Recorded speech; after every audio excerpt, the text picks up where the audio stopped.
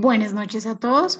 En el espacio del día de hoy del Rincón Pediátrico vamos a hablar sobre enfoque de inmunodeficiencias primarias en pediatría. Mi nombre es Linda Juliana Henao Torres, soy residente del tercer año de pediatría de la Universidad del Rosario.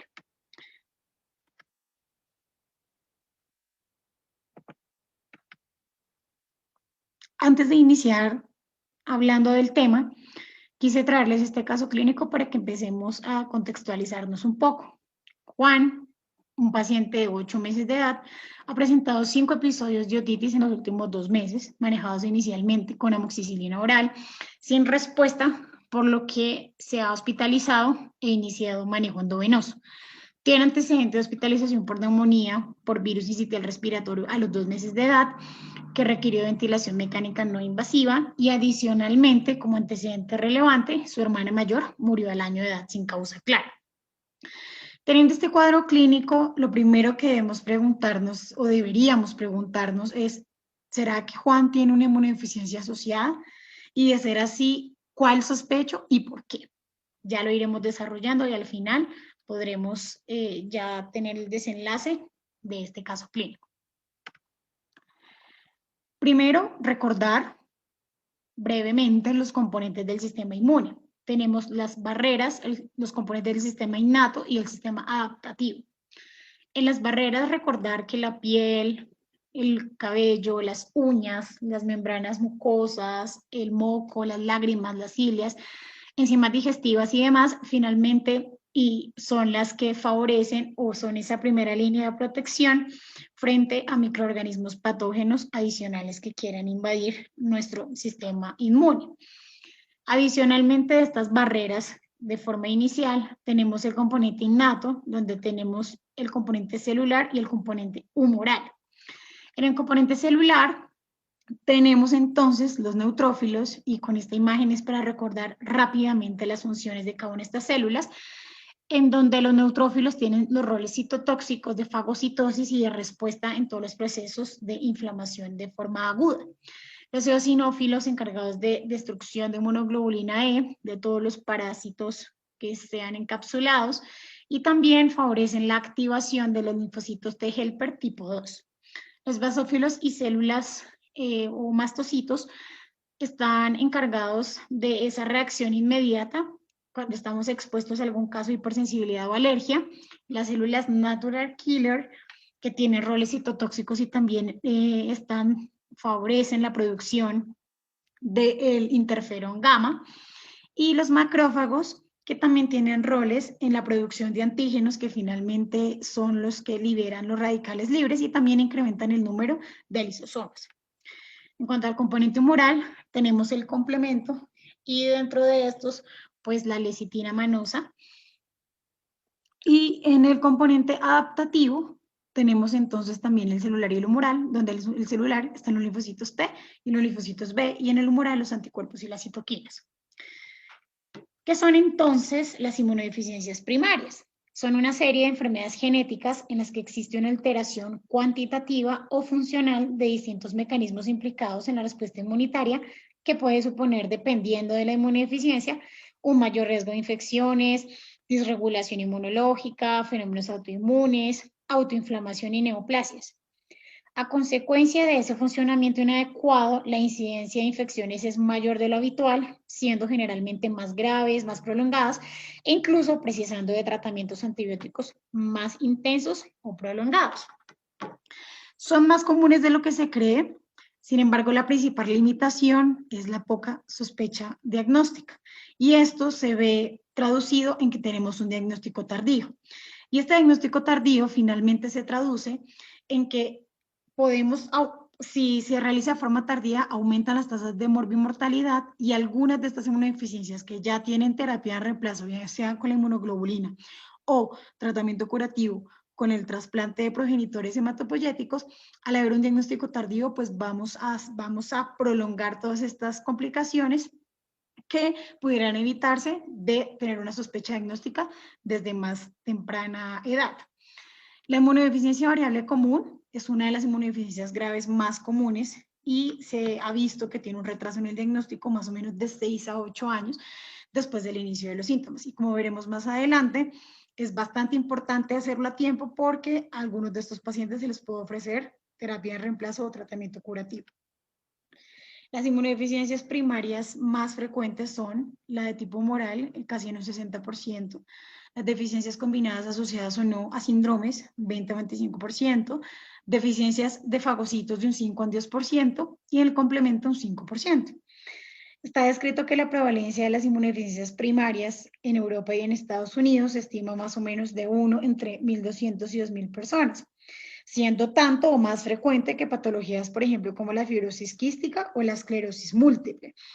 Y hasta un 1 o 2% de la población podría verse afectada por estas, inclusive considerándose cualquier tipo y cualquier variante. Entonces, con esto es recordar que si bien son cifras proporcionalmente pequeñas, no son despreciables. En esta imagen, para recordar el porcentaje de la división de las inmunodeficiencias primarias, y aquí es recordar principalmente que esa sospecha debe venir de este paciente que tiene múltiples infecciones recurrentes en múltiples lugares, son inusualmente graves para el comportamiento de esa enfermedad en un paciente sano, se complican con mayor frecuencia y pueden tener resistencia al tratamiento con antibióticos.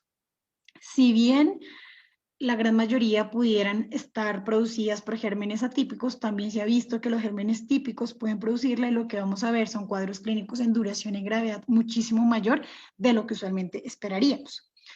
Y los mejores resultados ocurren cuando el niño es diagnosticado y tratado en los primeros 3.5 meses de vida de haberse hecho el diagnóstico. La Fundación Jeffrey Model desarrolló 10 señales de alarma o banderas rojas de inmunodeficiencias, pues con el fin de elevar el nivel de sospecha entre los profesionales de la salud y los pacientes. Estas banderas rojas o estos signos de alarma, se dice que la presencia de 2 o más de alguno de estos debería hacer sospechar la presencia de una inmunodeficiencia primaria en el paciente. Son entonces 1, 8 o más otitis en un año, 2 o más infecciones sinusales graves en un año, que el paciente haya requerido 2 o más meses de antibiótico y que este haya tenido poco efecto, 2 o más neumonías en un año, paciente que tenga falla en ganancia de peso o crecimiento, abscesos recurrentes, profundos en piel u órganos, candidiasis persistente oral o infección fúngica en piel, paciente con necesidad de antibióticos por vía intravenosa para poder eliminar las infecciones, 2 o más infecciones profundas, incluidas estas las bacteremias, septicemias, y por último, la historia familiar de inmunodeficiencia primaria. Vamos a hablar rápidamente de esas manifestaciones en los sistemas que frecuentemente observamos y primero hablemos de las manifestaciones en piel. En piel tenemos varias y es importante no olvidar cuáles deben ser esas que nos prendan las alarmas en qué paciente sospechar. Entonces, por ejemplo, el eritema malar, si bien característico del lupus, ya vimos que las inmunodeficiencias primarias también pueden ayudar al debut o a que haya mayor prevalencia de estas mismas. Abscesos recurrentes, infecciones de tejidos blandos que no responden al tratamiento, que se ven como en la foto inferior. Todo ese eczema persistente que no mejora, que ya ha sido valorado por dermatología, se le ha dado todo el manejo y aún así continúa. Las telangiectasias que se pueden observar en ojos, en orejas, también muy propias de síndromes específicos, pero que aún así también nos deben hacer sospechar. En los recién nacidos, también el eczema o la candidiasis en piel, que se puede ver con frecuencia la persistencia de estas lesiones. Y también el retraso en la caída del cordón umbilical o esa gingivitis recurrente después de la erupción dental. Ya vamos a ver a qué se pueden asociar más, pero todo esto de una nos va a ir prendiendo alarmas y podemos irnos enfocando sobre a qué tipo de déficit de todos los componentes del sistema inmune es que nos estamos enfrentando. En cuanto al sistema sinopulmonar, pues este paciente que tiene otitis medias a repetición, sinusitis, bronquitis, neumonía, y recordar aquí que la gran mayoría de estas infecciones son causadas por bacterias encapsuladas.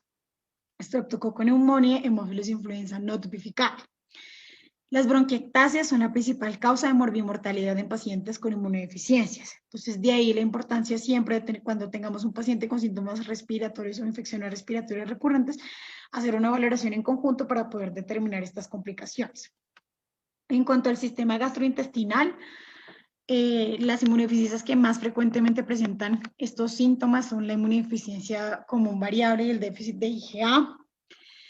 ¿Qué manifestaciones tenemos? La diarrea crónica, la mala absorción, enfermedad inflamatoria intestinal, enfermedad celíaca, infecciones parasitarias por Giardia o por bacterias, bien sea Campylobacter, Salmonella, Yersinia, Clostridium. Todas este tipo de patologías finalmente son las que pueden llegar a tener mayores manifestaciones gastrointestinales que pueden ir o no asociadas a inmunodeficiencias primarias. A nivel hepático vemos también que la inmunodeficiencia variable común es la inmunodeficiencia que principalmente se ha visto que afecta el hígado, algunas también pues, por infecciones previas por el virus de hepatitis C, sin dejar de un lado también las hepatitis autoinmunes o las hiperplasias nodulares regenerativas que también pueden tener esa afectación a nivel hepático. Como vemos esto, son pacientes que tienen la presentación de una elevación transitoria de enzimas hepáticas o inclusive que pueden tener abscesos profundos ubicados en hígado, en donde se aíslan bacterias como el Staphylococcus aureus, Pseudomonas aeruginosa o Fucodelia cepacia. En el contexto de pacientes que tienen granulomas profundos, estos abscesos profundos, nos hace sospechar más sobre el tipo de inmunodeficiencia que es la enfermedad granulomatosa crónica. En cuanto a las enfermedades autoinmunes, lo coloco acá porque recordemos que pueden ir de la mano, bien sea porque debutan o porque la inmunodeficiencia es una causa de la misma. Y aquí tenemos varios ejemplos, como el defecto en la inmunidad humoral, que me puede llevar a la artritis reumatoide juvenil, la enfermedad inflamatoria intestinal, la dermatomiositis, la inmunodeficiencia variable común, puede ir de la mano de la anemia hemolítica autoinmune, trombocitopenia idiopática. En los desórdenes en linfocitos T podemos tener alopecia, trombocitopenia, linfadenopatías, hepatitis autoinmunes y el síndrome de hiper-IgE, donde también se puede ir asociado a uveitis, diabetes o otros desórdenes reumatológicos. Aquí es para recordarles siempre que la presencia de una inmunodeficiencia primaria me aumenta el riesgo de malignidad en los pacientes y de enfermedades linfoproliferativas. De ahí la importancia de sospecharla y diagnosticarla para evitar las consecuencias elevadas de morbimortalidad que estos pacientes pueden presentar. Entonces, teniendo esto claro, ¿cómo es el diagnóstico diferencial de estos pacientes? Entonces, lo primero es que en los pacientes que tengan infecciones recurrentes o inusuales, siempre es necesario excluir causas adquiridas y no inmunológicas antes de ya casarnos con que es una inmunodeficiencia primaria. Entonces, no olvidar descartar medicamentos inmunosupresores, causas de inmunodeficiencia secundaria como infección por VIH u otras condiciones médicas que potencialmente puedan llevar a una inmunodeficiencia secundaria, y condiciones anatómicas o bioquímicas propias que pueden predisponer al paciente a la infección. Pólipos nasales, fibrosis quística, reflujos vesicoureterales o demás que sean la causa de que el paciente tenga infecciones a repetición. Es por tanto que desde el 2013 las sociedades internacionales de inmunología y los expertos en los errores innatos de la inmunidad ha publicado siempre una clasificación de las inmunodeficiencias primarias a nivel pues de su fenotipo y su genotipo y de tal forma así pues poderse enfocar uno muchísimo mejor y saber en qué categoría está. Esta clasificación es bastante amigable y ayuda a que cuando estemos frente al caso de un paciente en que sospechamos una inmunodeficiencia primaria fácilmente podamos categorizarla en alguna de estas. Entonces, aquí se ven bastantes, pero vamos a hablar puntualmente de las más frecuentes. Pero no olvidar que en el grupo 1 son todas las inmunodeficiencias que afectan el sistema inmune celular y humoral. En el grupo 2, las asociadas a síndromes. Tipo 3, deficiencias de anticuerpos. 4, enfermedades de desregulación inmune. 5, defectos congénitos en fagocitosis, bien sea en número, función o ambos. 6, defecto en inmunidad intrínseca e innata. El 7, que son desórdenes autoinflamatorios. El 8, deficiencias de complemento. El 9, falla medular. Y el 10, fenocopias de inmunodeficiencia primaria. Esta clasificación es la más reciente La anterior, que era la del 2017, no incluía la de las fenocopias de inmunodeficiencia primaria, pero cada vez he visto más que también es una de las causas y pues algunos pacientes también entran en esta categoría. Entonces, vamos a hablar primero pues de todas esas inmunodeficiencias que me van a afectar tanto la inmunidad celular como la inmunidad humoral. Y en estas hablamos que la principal es la inmunodeficiencia combinada severa, y es en donde vamos a tener linfopenia. Va a haber no solo linfopenia, no solo por disminución de linfocitos T, sino también de linfocitos B, y con todas las consecuencias que trae esta. Entonces, como dije previamente, afecta inmunidad celular y humoral. Hay una ausencia o disminución de estos linfocitos T y B, y esto favorece que el paciente tenga infecciones severas fúngicas por bacterias de crecimiento intracelular, por virus, y lo más importante o lo más llamativo de esta es que desde los 3 meses de vida los pacientes empiezan a presentar alguna de estas infecciones. Entonces, como vamos a ver más adelante, aquí puede cualquier microorganismo, bacteria, virus u hongo. La más grave descrita hasta el momento es la disgenesia reticular, tiene una altísima mortalidad, y el problema con estos niños es que si no se hace el diagnóstico temprano, rara vez sobreviven más allá del primer año de vida. ¿Cuál es la ventaja? Que el tratamiento es el trasplante de progenitores hematopoyéticos halogénico. De ahí la importancia de hacer el diagnóstico temprano y de una vez el tratamiento. En cuanto a las inmunodeficiencias asociadas a síndromes, vamos a hablar principalmente del Wiskott-Aldrich, vamos a hablar también de la ataxia telangiectasia y vamos a hablar del síndrome de DiGeorge.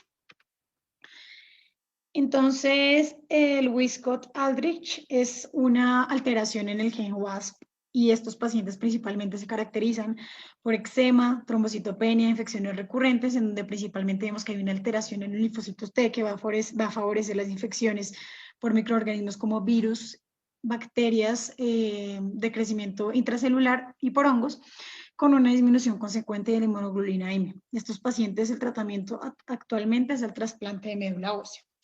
Por otro lado, tenemos la ataxia telangiectasia, en donde hay una mutación en el gen ATM. Ya sabemos que es un gen que se encarga pues, de la regulación en la reparación del ADN.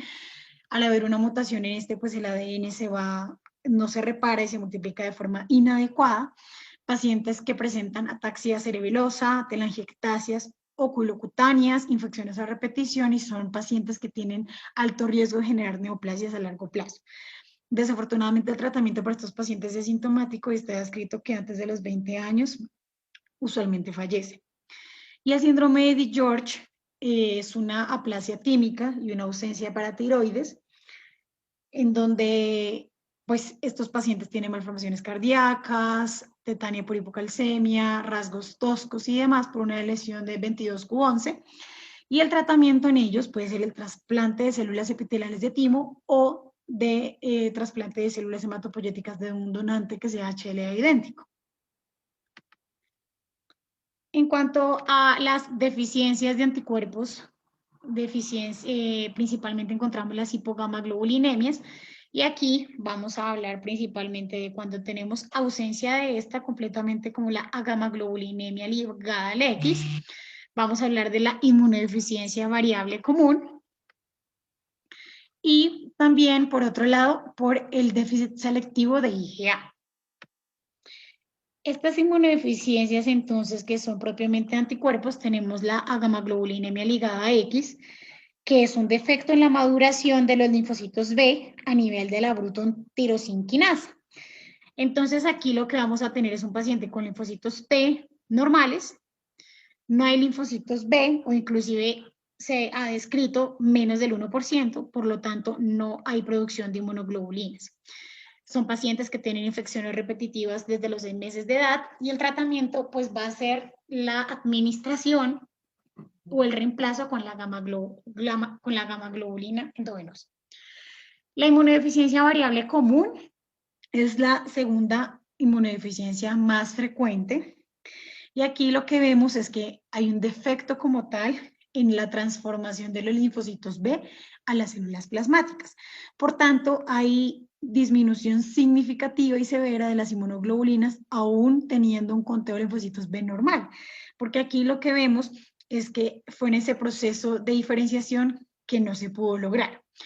Esta tiene una edad de presentación un poco más tardía, más o menos en la segunda, tercera década de la vida, también manifestada con múltiples infecciones respiratorias, gastrointestinales y pues a su vez mayor riesgo de cáncer y de enfermedades autoinmunes. Y el déficit selectivo de IgA, que es la inmunodeficiencia más primaria más frecuente, es en donde vemos que las concentraciones de los otros isotipos de inmunoglobulina son normales, tiene buenos anticuerpos, pero la IgA está disminuida y en algunos textos menores a 7 miligramos de decilitro. También son pacientes que debutan con infecciones recurrentes respiratorias, diarrea crónica y pueden estar asociadas a enfermedades autoinmunes como enfermedad celíaca, asma, diabetes tipo 1, lupus eritematoso sistémico. El tratamiento de estos pacientes es sintomático, antibióticos para manejar sus procesos infecciosos y no se administra inmunoglobulina A porque ahí es defecto de la maduración de los linfocitos B.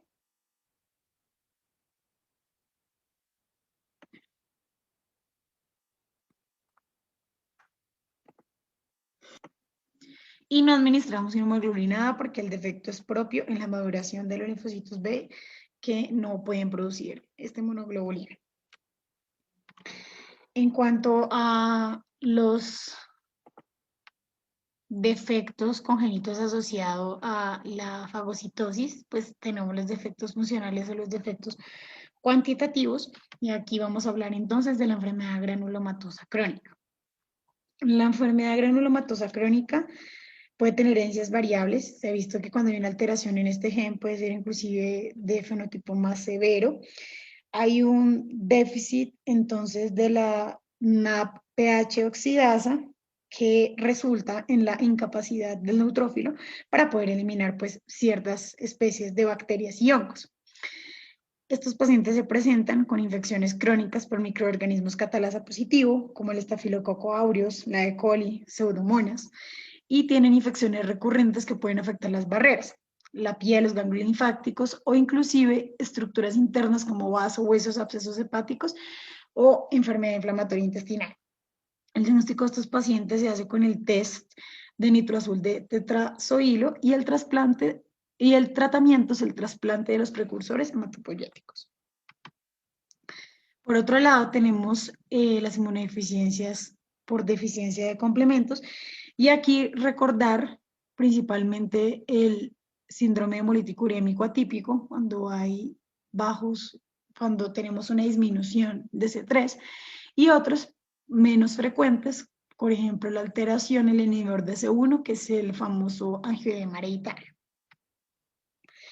Teniendo entonces como de referente este tipo de inmunodeficiencias que son las más frecuentes, bien sea de tipo combinado celular y humoral, las propiamente de deficiencia humoral o de anticuerpos, las de fagocitosis, las de complemento. Este cuadro ayuda a que nos enfoquemos un poco como qué tipos de virus, bacterias, micobacterias, hongos y protozoos van a afectar dependiendo del defecto.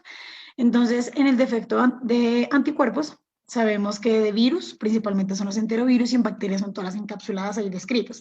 No es usual tener infecciones por micobacterias, no por hongos, y si tenemos por parásitos es por Giardia. En las inmunodeficiencias combinadas severas, bien sean humorales y celulares, de virus cualquiera, vemos ahí desde el virus incisional respiratorio hasta el virus de Epstein-Barr o el citomegalovirus. En bacterias pueden ser cualquiera también, bien sean encapsuladas o no. Adicionalmente aquí está listeria, salmonela. En las micobacterias, aquí también pueden, en este tipo de inmunodeficiencia podemos encontrar infección por micobacterias, por hongos también como cándidas, aspergillus, criptococos.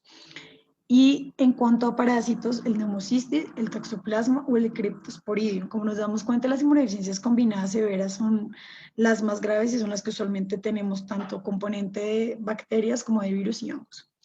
En los defectos de fagocitosis, no es usual tener infecciones por virus. En cuanto a bacterias, tenemos el estafilococo aureus, Pseudomonas aeruginosa, Nocardia y Salmonella. En cuanto a micobacteria, vemos que también se pueden presentar. En hongos está Candida, principalmente Aspergillus. y de parásitos no encontramos en los defectos de fagocitosis. Y en las deficiencias de complemento, no, presencia de virus, bacterias, sí, cuando hay deficiencias de anticuerpos específicos, especialmente por Neisseria, que vemos que se presenta cuando hay deficiencia de los componentes más tardíos del complemento. No hay compromiso o no vamos a encontrar pacientes con infecciones por micobacterias, por hongos y por parásitos. Entonces, ¿cómo hacemos la evaluación inicial en ese paciente que estamos sospechando una inmunodeficiencia primaria? Siempre, como en cualquier patología, hay que comenzar con una historia clínica y un examen físico completo, seguido de pruebas de laboratorio apropiadas, depende de lo que estemos sospechando. Y con este cuadro quiero que recordemos que si estamos sospechando término de inmunodeficiencia, pues cómo deberíamos irla enfocando desde el inicio. Entonces, uno, siempre nuestro hemograma completo con todo el conteo del diferencial, y aquí vamos a valorar por las células T, cómo están, plaquetas, si hay una disminución en su número o no. En casos de pacientes que tengan test de hipersensibilidad y se sospecha hipersensibilidad retardadas, pues para que valoremos defectos de células T, se puede realizar. La medición de las inmunoglobulinas séricas cuando estamos sospechando inmunodeficiencias humorales, también ese test específicos contra antígenos de algunas vacunas, también cuando estemos sospechando inmunodeficiencias humorales, toda la valoración del complemento cuando estemos sospechando en deficiencias del mismo, o si estamos sospechando en desórdenes de fagocitosis o enfermedad granulomatosa crónica o de adhesión leucocitaria, pues el test de tetrazoilo de nitroazul o el de dihidrorrodamina. Tengo unos algoritmos que nos ayudan un poco a enfocarnos más en caso y que debemos tener siempre a la mano de cuando estemos sospechando en alguna inmunodeficiencia. Y este es el algoritmo de la sospecha de una inmunodeficiencia humoral. Entonces, si tenemos un paciente que tiene una historia que nos cuadra para una inmunodeficiencia por anticuerpos, o sea, de tipo humoral, que es el que tiene múltiples infecciones cinopulmonares y que es por bacterias encapsuladas, hacemos inicialmente la medición de las inmunoglobulinas séricas y en algunos casos se pueden hacer anticuerpos específicos para algún tipo de vacunas, especialmente la de polisacárido del neumococo, para ver si responde o no, o son deficiencias muy concretas o muy selectivas de algún anticuerpo. Tenemos tres caminos: que las inmunoglobulinas estén normales y que esos anticuerpos específicos estén normales. Ahí consideramos que la inmunidad humoral está normal y hay que considerar de pronto una deficiencia de complemento. Si tenemos inmunoglobulinas normales, pero esos anticuerpos específicos contra tétanos o los polisacáridos de neumococo se encuentran disminuidos, podemos considerar una deficiencia de anticuerpo específico. Y ahí lo que se puede hacer es volver a vacunar y en 4 semanas volver a hacer anticuerpos. Y el otro escenario es que si tenemos las inmunoglobulinas bajas, tenemos que valorar si esa hipogamaglobulinemia está profunda o no. Si no, consideramos que es una inmunodeficiencia variable común, bien sea una hipogamaglobulinemia o una deficiencia selectiva de IgA, que como les dije es la inmunodeficiencia primaria más frecuente. Sí, entonces tenemos que ir a valorar la inmunodeficiencia celular y con eso ver si el conteo y la función es normal. Si no es así, pues, ¿qué considero? Una inmunodeficiencia combinada severa. Y ya, pues, estamos en el contexto de un paciente que además de tener infecciones de componente principalmente cinopulmonar por bacterias encapsuladas, también ha hecho infecciones por virus, por bacterias oportunistas o microorganismos oportunistas, por hongos o por protozoos.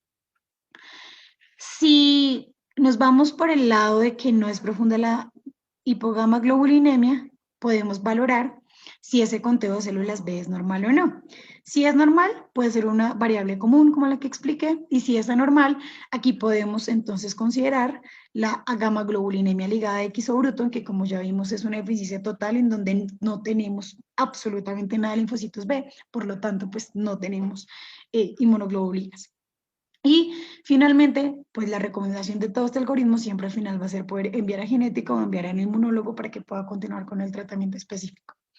Si sospechamos inmunodeficiencia celular o linfocitos T del otro lado, entonces tenemos al paciente que tiene una historia que nos sugiere neumonías por neumocistis, infecciones crónicas por cándida, infecciones severas que han requerido hospitalización por bastante tiempo o de uso de antibióticos endovenosos, falla para el crecimiento, linfopenia, además, que tenemos que hacer una citometría de flujo donde podamos valorar linfocitos T, B y células natural killer, y además hacer la medición de las inmunoglobulinas sépticas.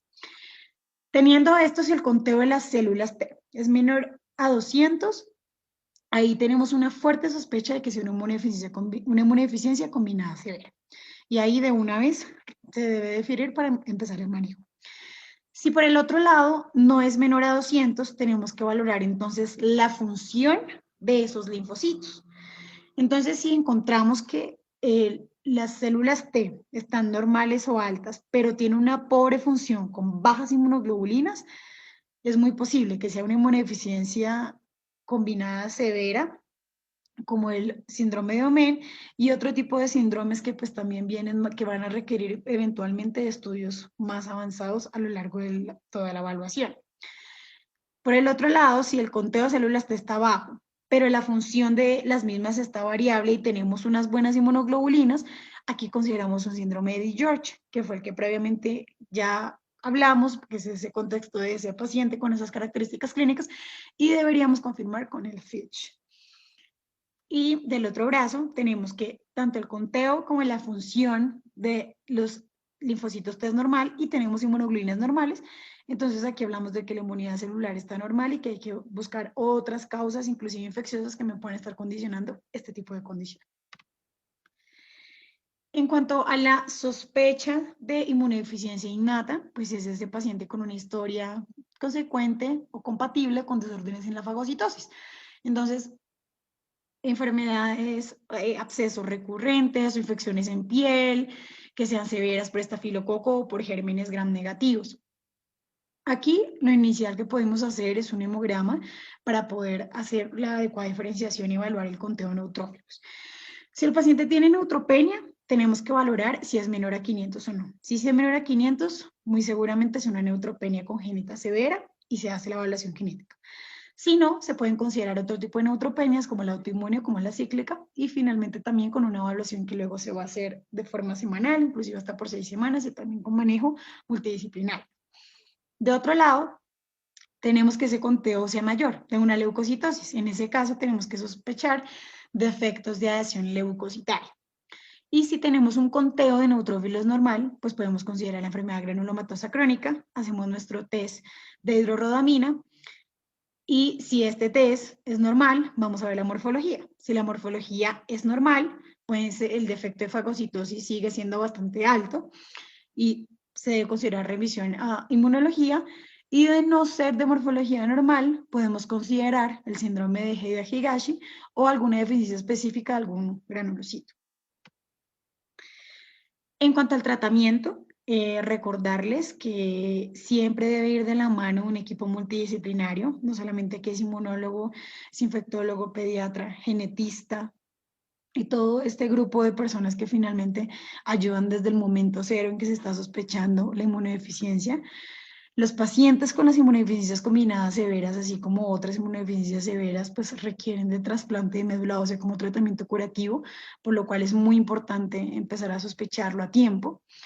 Que la inmunoglobulina, a pesar de los problemas que tiene con respecto a la dosis, a que la disponibilidad de las evaluaciones que se puedan hacer de forma secuencial, sigue siendo un tratamiento como vimos para algunas de estas, y que en estos pacientes de forma especial hay que tener precaución en cuanto a la vacunación, al manejo de las comorbilidades, las terapias profilácticas, no recordar que aumenta la incidencia de malignidad, de enfermedades linfoproliferativas, de enfermedades autoinmunes, por lo tanto no dejar de un lado siempre la evaluación del contexto familiar y la consulta genética. Y es entonces, como volviendo a nuestro caso inicial, pues en este paciente teniendo presente que lleva 5 episodios de otitis en los últimos 2 meses, entonces tenemos ahí, nos sugiere como alteración en la inmunidad tumoral, bacterias encapsuladas, tiene 8 meses, entonces empezó a debutar como desde los 6 meses y todo lo que empiece a debutar desde el nacimiento o en ese primer año me hace pensar que es mucho más severo, entonces también me va ubicando como, bueno, puede tener una inmunodeficiencia combinada severa. Adicionalmente vimos que no responde el manejo oral, que se tuvo que hospitalizar para manejo endovenoso, ahí ya tenemos 3 banderas rojas, tiene su antecedente de hospitalización por el virus sincitial respiratorio, estuvo grave, requirió de ventilación mecánica, entonces también tenemos afectación por virus, más banderas rojas, y tenemos el antecedente familiar de que la hermana murió el año de edad sin causa clara. Pudiera también haberse muerto de una inmunodeficiencia primaria combinada severa. Es entonces por lo que en este paciente, en Juan, sospechamos que esta pudiera ser la principal causa de todas sus manifestaciones, y que pues en ese orden de ideas, pues su tratamiento finalmente es el trasplante de progenitores hematopoyéticos. Este último cuadro es un cuadro que hice yo y es para que se lleven a la casa y se lo lleven para sus vidas, en donde tenemos estas 4 inmunodeficiencias y recordar qué es humoral, qué es celular o combinado, defectos de fagocitosis y de complemento. Los microorganismos que principalmente me van a afectar, la clínica que vamos a encontrar en cada una de estas manifestaciones, qué precauciones debemos tener. Recordar que en la IgA no damos IgA, o sea, no damos inmunoglobulina. Si es de células, si es una inmunodeficiencia combinada severa, pues siempre hay que irradiar porque estos pacientes se van a trasplante, no vacunar con gérmenes vivos. En cuanto al tratamiento, pues las que tenemos ahí bien descritas, antibióticos de soporte, e inmunoglobulina y trasplante en algunas humorales, en las combinadas severas el trasplante, y la edad de debut, la humoral desde los 6 a los 12 meses de vida, la combinada desde el nacimiento desde muy chiquitos, la fagocitosis puede presentar a cualquier edad y el complemento de igual forma. Con esto termino, espero que haya sido de su interés. Si tienen alguna duda o alguna pregunta, quedo atenta a sus comentarios, también alguna sugerencia o alguna crítica constructiva, de igual forma se recibe de buena manera. Espero que tengan una muy buena noche y nos vemos en nuestro próximo espacio del Rincón Pediátrico. Gracias.